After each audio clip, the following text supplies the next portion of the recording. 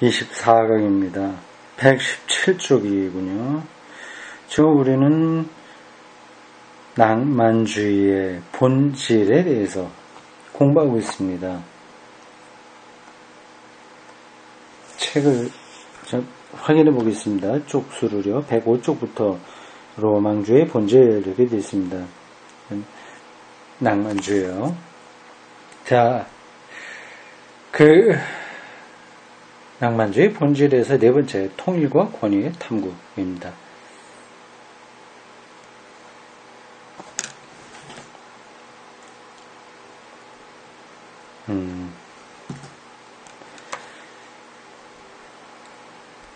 낭만주의는 중세와 중세의 유기체적 구조애로 돌아가려는 동경이라고 나는 말했다.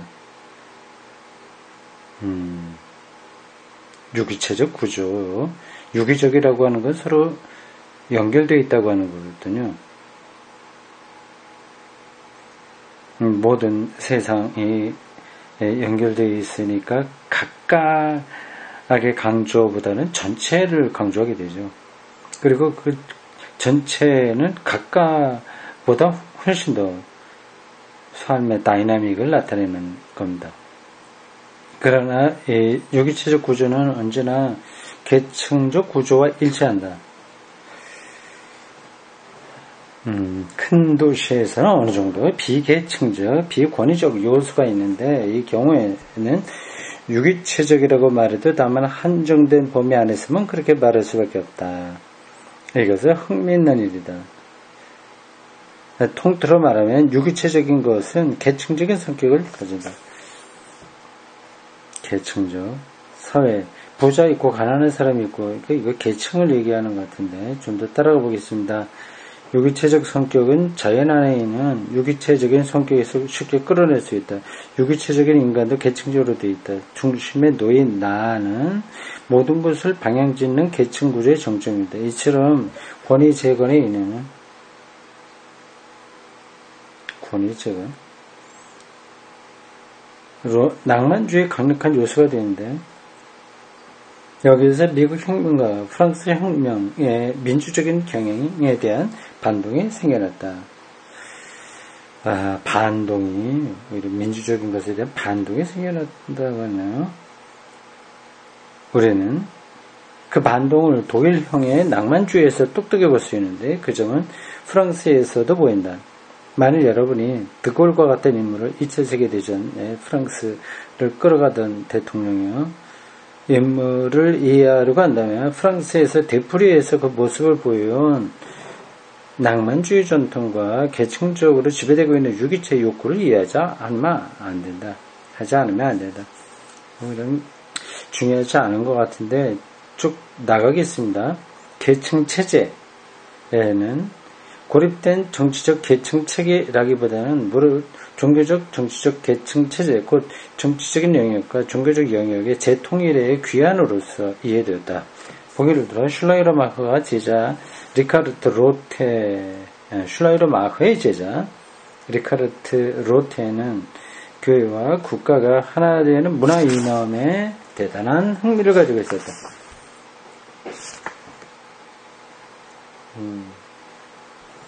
그것은 교회와 국가의 분리라는 미국적 원리와 정반대가 된다. 국가가 모두 문화를 포괄하는 형식이 되게 하려는 것이다.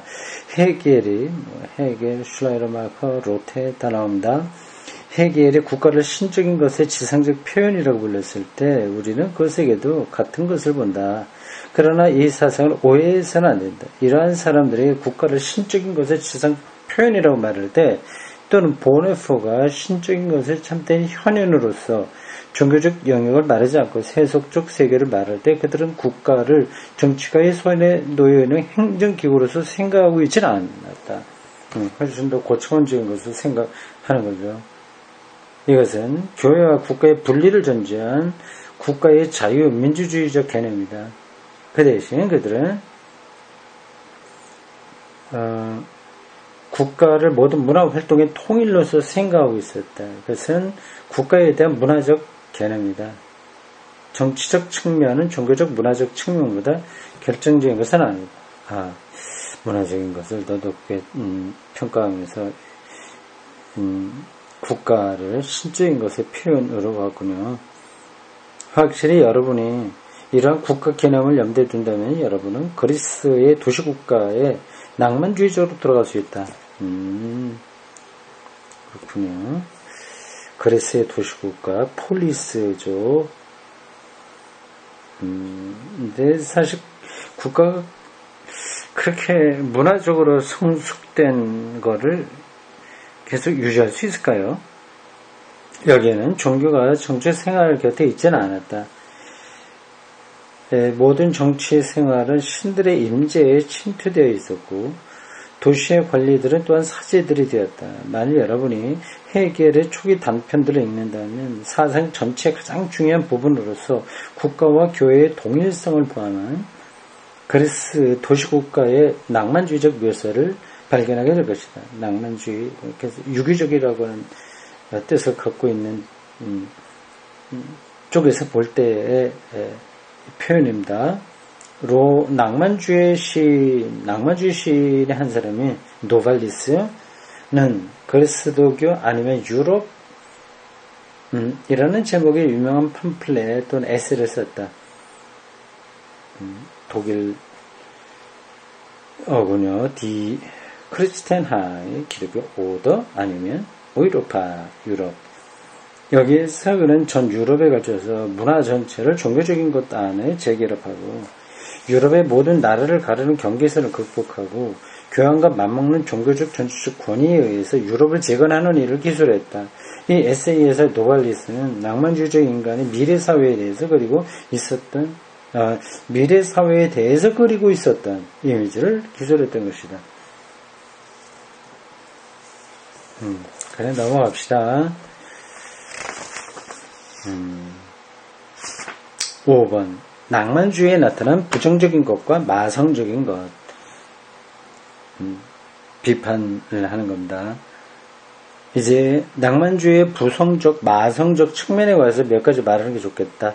먼저 강조해야 할 것은 강조해야 할 첫 번째 것은 낭만주의에 두 시기가 있었다는 사실이다. 나는 이 사실을 셜링 연구를 통해서 아주 일찍 배웠다. 셜링 자신의 사상적 발전은 이 두 계열의 원형을 의미한다. 슐라이러마크와 초기 셜링은 전적으로 첫째 부분에 속해 있다.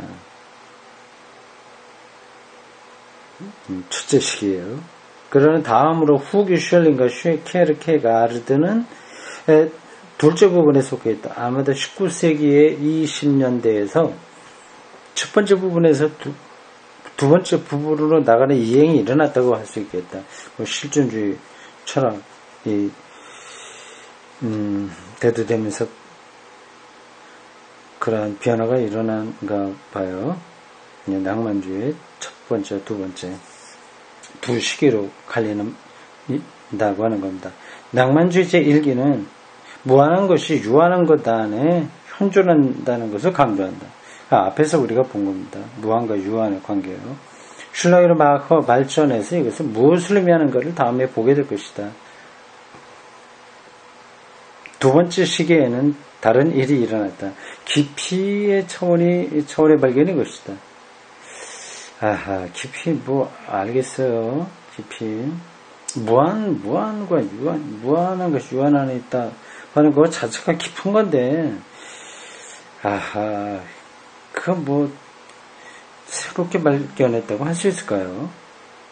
그게 그거 아닙니까?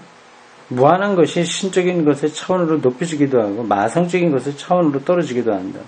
이 사실은 낭만주의 시인이나 철학자들에 의해서 발견되었는데 이것은 우리의 상황에 대해 그렇게 중요하다. 왜냐하면 낭만주의의 두 번째 시기에서 20세기 실존주의의 거의 모든 사상이 이미 형성되고 있음을 볼 수 있기 때문이다.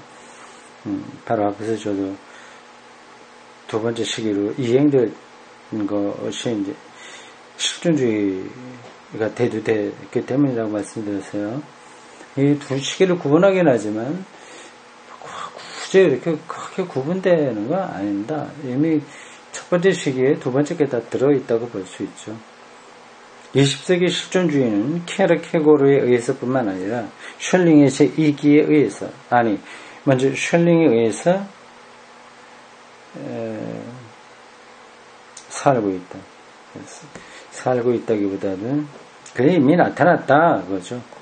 셜링은 케르케고르와 다른 사람들에게 결정적인 영향을 주었다. 여기에서 인간 이해와 인간 상황에서 어두운 면이 나타난다. 그리고 깊이라고 표현하는 겁니다.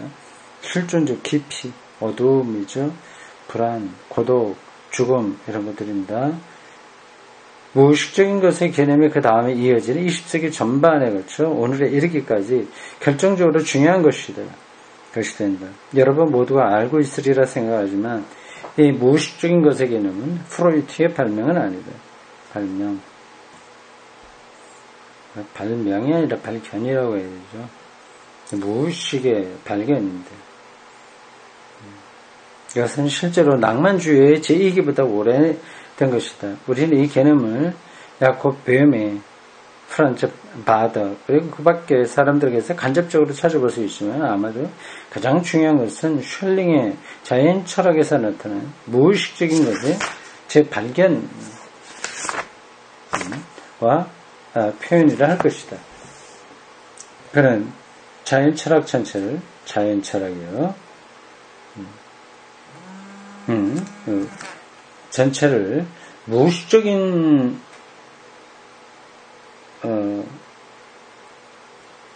원리와 의식적인 원리 사이의 갈등으로 구성했다. 이 점으로부터 쇼펜하우의 무의식적 의식 철학의 대부분이 발견되었다. 그리고 프로이트는 무의식적인 것이라는 범주를 쇼펜하우의 제자 하르트만에게서 발견했다.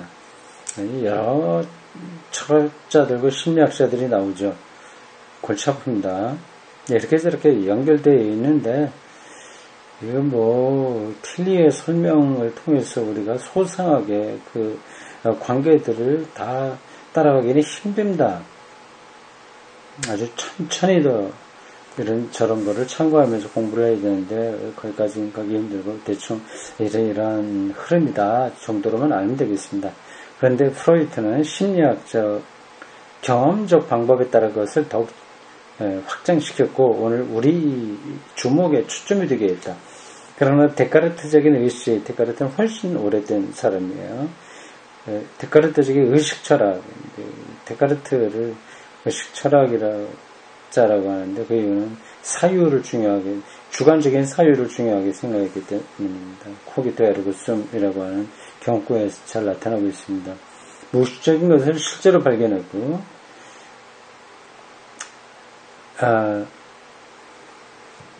데카르트적인 의식의 철학에 맞서서 사유가 똑바로 하는 것 같지만 그렇지 않다. 무의식이 이렇게 발현된다.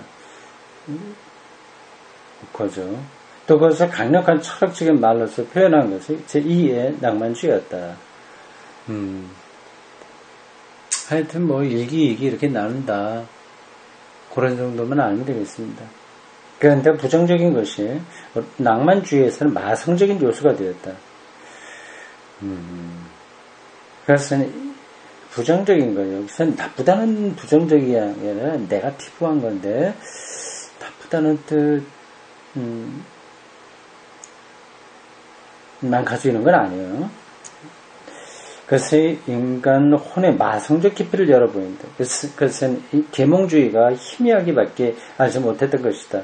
유한한 것 안에 무한한 것의 실존이 형태화한 다음에 유한한 것 안에 마성적인 것이 현존한다고 표현했다. 칸트의 종교철학에서 좋은 것과 나쁜 것 사이의 싸움은 이제 신적인 것과 마성적인 것과의 싸움이 되었다. 19세기 전반을 걸쳐 흐르고 있는 모든 자연주의에도 불구하고 이와 같은 시기에 현실 안에 스며 있는 악마적 힘에 관해서 19세기에는 놀랄 만큼 잘 알고 있었다고 하는 것을 우리는 보고 있다. 그러나 그것은 가끔 우리 세기의 악마적인 힘의 극단적인 돌발을 예언할 정도였다.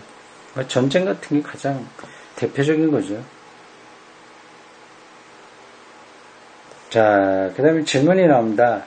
강의 들었던 학생들의 질문이네요. 손을 들었겠죠. 낭만주의란 무한한 것이 수평적 차원에서 고전적 균형을 뚫고 나간다는 것을 의미한다고 선생님은 말씀했습니다. 수평적 차원이란 말은 어떤 의미로 쓰셨습니까? 그렇게 말했나요? 수평적 차원이라고? 근데 기억엔 없는데 어디 있겠죠? 대답입니다. 이 질문은 내가 낭만주의적 사고의 한 가지 특수한 측면, 곧 반어법의 개념에 관해서 말해야 할 것을 그대로 두었다는 사실을 회상시켜 주었습니다. 무슨 말인지 복잡해요. 여기에 관해서는 특히 중요한 사람이 한 분 있습니다. 그 이름은 슐레겔입니다. 독일 계통의 철학자들입니다. 프리드리히 슐레겔. 그는 슐링의 친구였으며 베를린의 낭만주의 서클의 한 사람이었습니다. 낭만주의 시대의 전형적인 것이 그의 태도에 잘 표현되어 있습니다. 그것은 반어법입니다. 반어법이라고 하는 말은 무한한 것이 유한한 것의 자신을 구체화하는 그 어느 것보다 더 뛰어나며 그것을 넘어간다는 것을 의미합니다. 왜 그럴까요? 반어법이라고 하는 것이 봅시다. 슐레겔이 뜻하는 낭만주의의 자아는 구체적인 상황에 구속되는 것에서 자유합니다. 구체적인 상황이란 다음 두 가지를 의미합니다. 한 가지는 정신적인 상황, 신앙의 구체적인 형태이며 또 한 가지는 인간과의 관계에 대한 상황입니다. 이 인간과의 관계에 대한 상황에서는 보기를 들어 낭만주의 자세에서 큰 역할을 했던 관계에 대한 거죠. 성적 관계.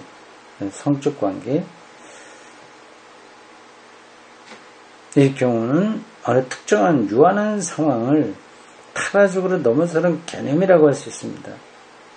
타라적으로 성 문제를 타라적인 경험이라고 하네요. 어쨌든 이 모든 것이 반어법의 낭만주의 개념이 포함되어 있습니다. 그것은 무한과 유한의 관계에 근본 원리에서 이해되지 않으면 안 됩니다. 이미 말했던 대로 괴테의 고전주의 시대에는 하나의 균형이 보입니다. 여기에서는 무한한 것이 유한한 것의 현실화하는 형태를 가지려고 합니다. 그렇지만 낭만주의에서는 무한한 것이 유한한 상황에서 현실화한 그 어떤 특정한 것도 넘어섭니다. 좀 복잡해요. 읽어보겠습니다. 그런데 이 낭만주의 반어법은 사회학적인 형태도 깨뜨리려고 합니다. 보기를 들어 전통적인 루터교의 온정주의 서로 친한데 뭐 봐주지 뭐 이런 온정주의, 가족관념, 자녀에 대한 양친의 관계, 정치적인 안정 따위를 깨뜨리고 나갑니다. 이들 모든 형태는 이제 의심스러운 것이 되었습니다. 유럽 여러 나라의 전통에 있는 여러 가지 특수한 내용들은 예인 동시에 아니오의 문제가 되었습니다. 반어법은 반드시 공격을 의미하지 않습니다. 거기에는 예가 있습니다. 그런 아니오가 지배적입니다. 그래서는 언제나 삶의 문제에 대한 구체적인 해결에서는 마찬가지로 아니오를 말합니다. 굉장히 설명이 관념적으로 되어 있죠. 반어법을 다시 또 설명하고 있는 겁니다. 변칙법적 관계를 이렇게 설명하는 것으로 보여요. 유럽의 여러 사상들이 예와 아니오와 종합 뭐 그런 방식으로 발전해 온 것을 설명하는 거죠. 수평적 차원이라고 하는 게 어떤 의미로 쓰였냐 하는 것을 대답하는 과정에서 나오는 설명입니다. 이러한 전위적인 낭만주의 그룹에는 전위적이다. 굉장히 앞섰다는 거죠. 그러면 일정한 사회적 현존 형식을 아이러니하게 초월하는 일이 또는 넘어가는 일이 일어났습니다. 그것은 전통적 윤리의 해소였습니다. 여러분이 이 사실을 발견하는 곳에서는 어디에서도 그것은 개인적 주체로 하여금 주어진 형식을 넘어서게 하는 낭만주의 반어법과 관계가 있습니다. 그러나 이것이 일어난다면 그때는 구체성의 상실과 함께 공허감이 들기 시작합니다. 슐레겔은 모든 삶의 모습, 신앙, 가족과의 윤리적 유대관계를 무너뜨림으로써 의무를 져야 할 것이라고는 아무것도 없는 그야말로 무내용의 상황이 일어난다는 것을 느꼈습니다. 뭐 이렇게 설명하니까 따라가긴 하는데 좀 확 와닿지는 않아요. 이 강의를 이렇게 하면 학생들 알아들을까요?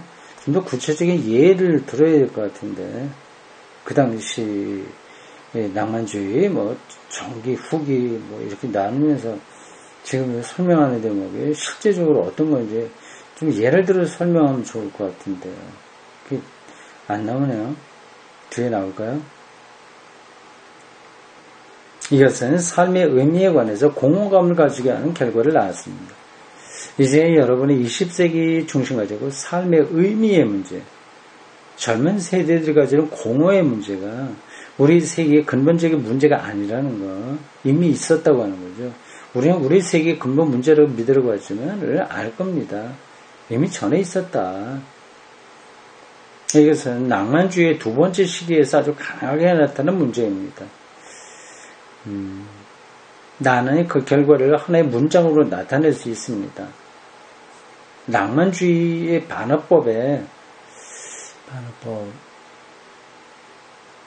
낭만주의의 반어법이라.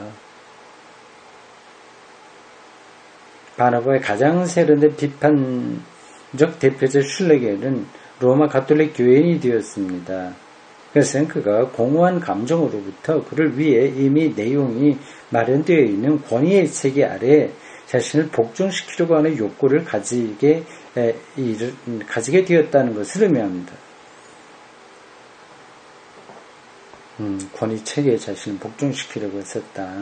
그래서 가톨릭 교인이 됐다.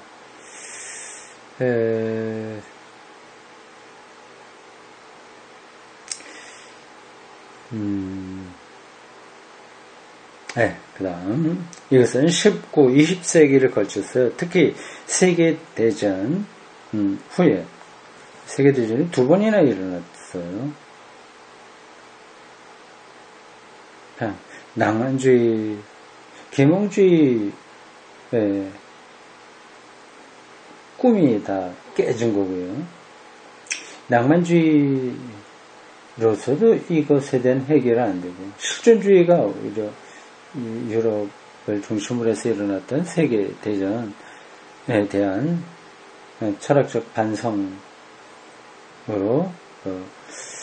타당한 거죠. 말하자면 유럽의 대파국, 카타스트로프, 대파국 후에 유럽의 지식인들 사이에서 되풀이해서 일어났던 극단적 상황입니다. 권위에 복종하려고 하는 게, 권위 속으로 숨으려고 하는 게 그 당시 되풀이해서 일어났던 극단적 상황이란 건데, 그래도 조금 더 이 설명이 구체적이어야 될 텐데, 조금 아쉽네요. 많은 사람들은 무의미가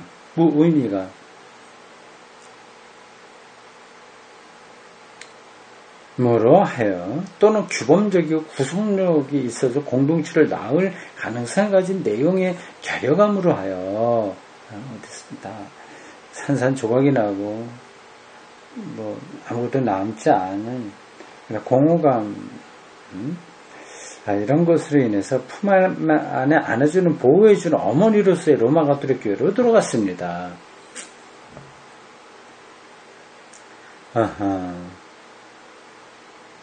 뭐 그럴 수 있긴 있죠.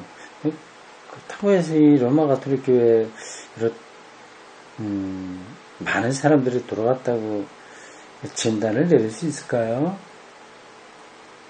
뭐 틸리는 그렇게 보는데 맞겠죠. 일상 말한 것이 낭만주의가 수평적 방향으로 헤쳐나간다는 것의 의미입니다. 그래도 이게 아직까지 확 들어오지 않아요. 이 문장이 낭만주의가 수평적 방향으로 헤쳐나간다는 것을 의미한다. 구체적인 상황에 대한 이와 같은 불만, 모든 것에 대한 이와 같은 아이러니컬한 붕괴는 직접적인 혁명적 공격에 의해서나 부르주아 사회가 그랬던 것처럼 현실을 변화시키는 목적을 위해서 나온 것이 아니고 의문을 제시하고 밑에서 허물고 하는 따위의 일을 하는 입장에서 나온 것이며 예 하면서도 아니요 하는 입장에서 나온 것입니다.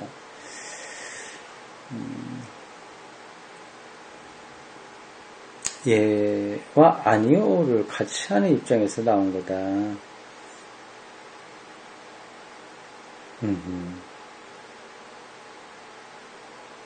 일단 뭐 그렇다고 하고 넘어가겠습니다. 여기 제목이 뭐예요? 여기 작은 제목이 부정적인가 마상적인가? 결국 낭만주의가 그 세계, 인간, 삶 문제를 적극적으로 해결하지 못하고 어디를 좀 회피했다, 도피했다 그 얘기인가 보죠.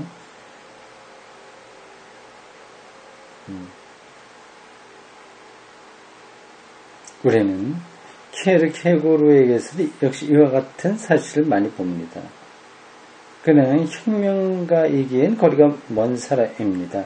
정치적으로 그는 보수적이었습니다. 그러나 삶의 모든 상태를 보는 그의 능력은 낭만주의의 아이러니컬한 기본적 자세에서 배운 것입니다. 낭만주의의 아이러니컬한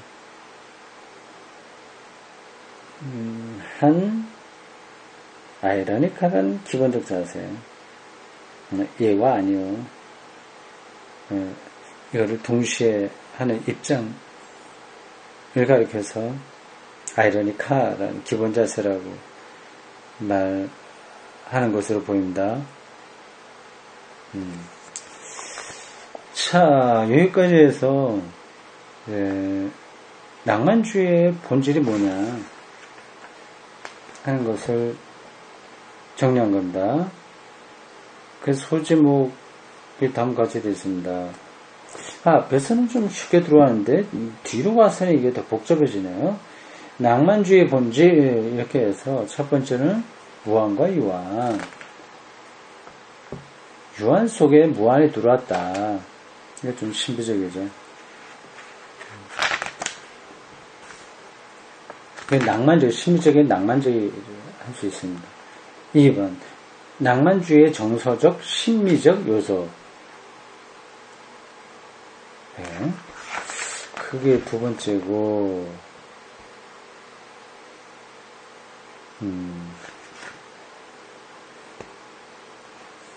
슐라이라마가 종교의 본질을 가리켜서 절대의존의 감정이라고 표현했습니다. 그걸 가리키는 거죠. 세 번째, 과거로 돌아감과 전통의 평가.